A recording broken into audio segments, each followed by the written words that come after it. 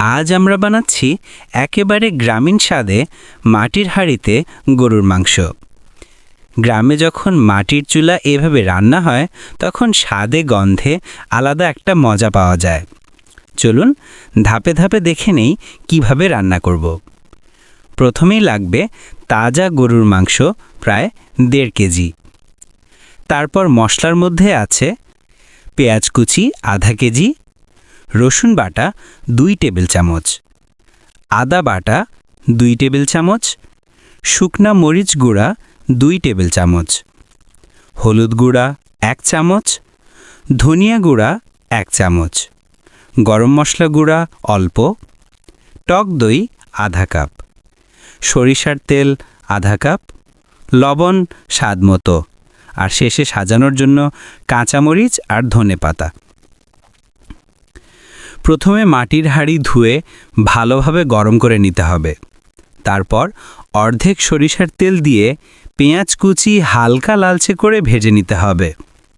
এবার আদা রসুন বাটা দিয়ে ভালো করে কষাতে হবে।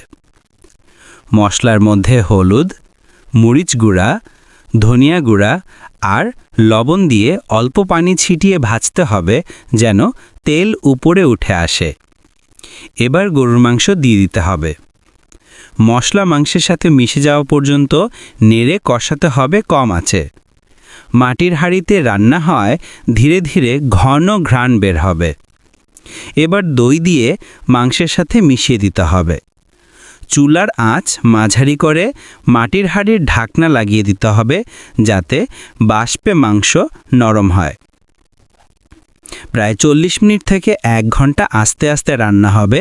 মাঝে মাঝে ঢাকনা খুলে একটু পানি দিতে হবে যেন মাংস লেগে না যায়।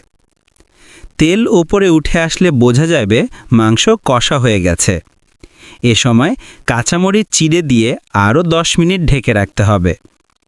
এবার ধনেপাতা ছড়িয়ে নামিয়ে নিতে হবে।